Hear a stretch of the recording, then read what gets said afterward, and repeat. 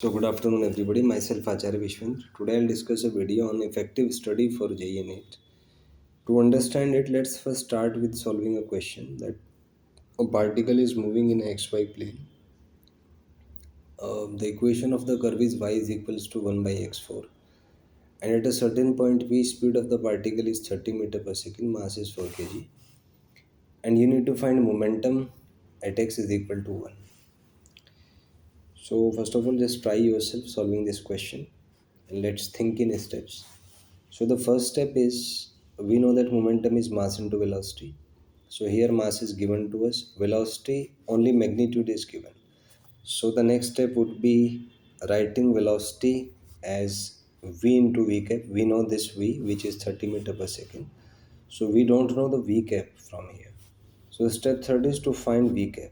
So here is the thinking process that how to find v cap over here.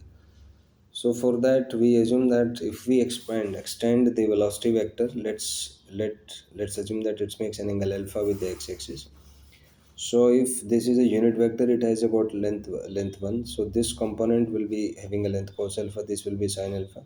So we can write v cap as cos alpha into I cap plus sin alpha into minus of j cap. So the thinking process here is to find v cap, which is cos alpha I cap plus sin alpha minus of j cap. So which is due to using the concept of components of a vector. So this is we found v cap over here. Now is step 4 that how to find alpha, because still job is not done because we don't know alpha. So to find alpha, we draw tangent to that particular point v, and velocity is tangential to the curve. So velocity vector and the angle made by tangent both will be equal.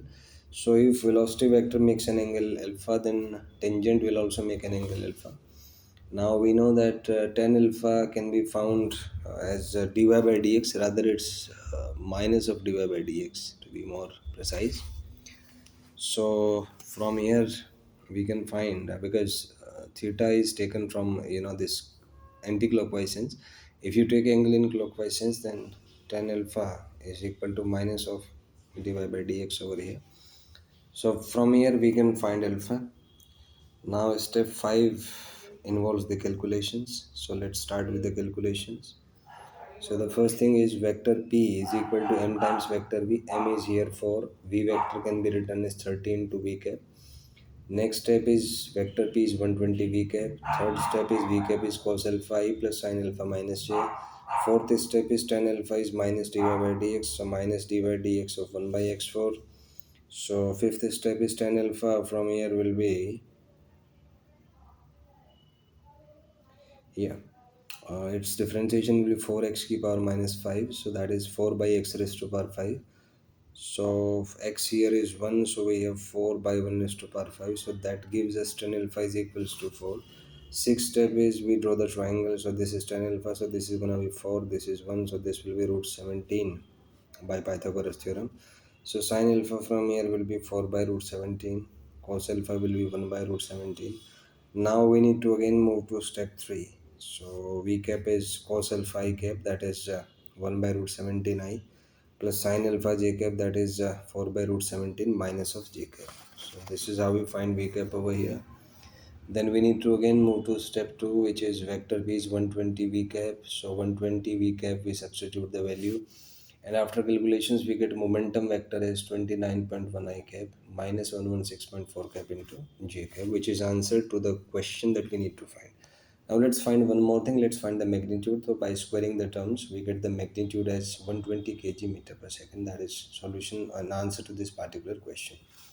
Now we need to analyze the entire process, the entire solution. So the first thing is it's a multiple conceptual question in which we have used three concepts. The first is the value of momentum.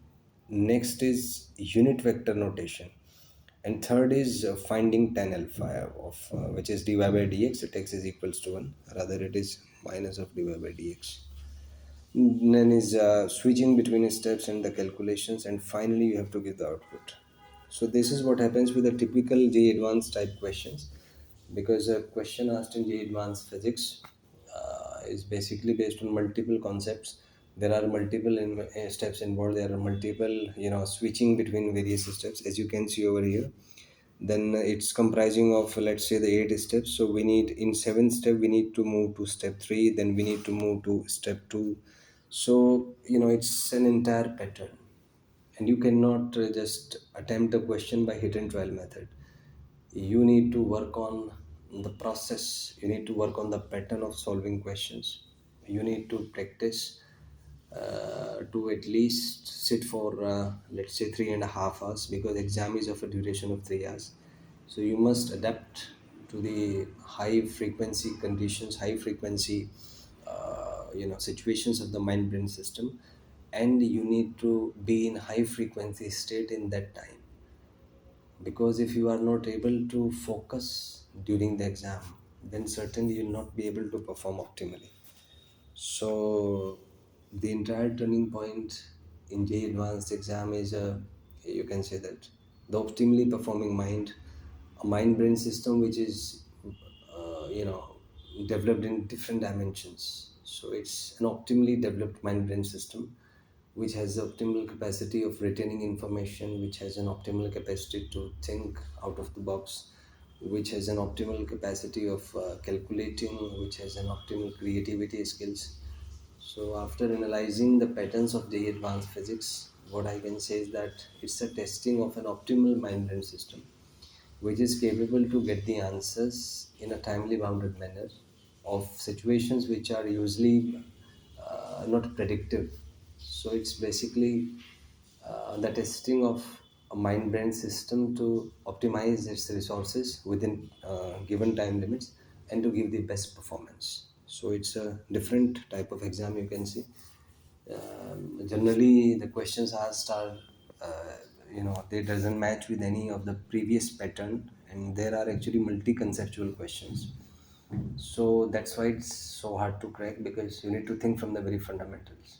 So if you have done really hard work, if you have done really you can say that you have really worked on developing your mind brain system along optimal, you can say that, um, along optimal development, you can say, if you have a mind brain system which is optimistic, which is you know which has a well developed, you can say that the well developed structure corresponding to different situations, like optimal memory recalling, which is related to your occipital lobe or the parietal lobe, or optimal analysis, which is related to the frontal lobe of the brain, and the most to manage your emotions.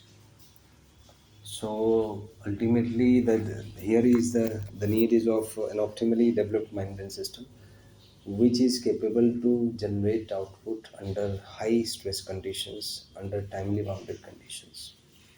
So if you have any doubt, you can ask in the comment section. Thank you and have a nice day.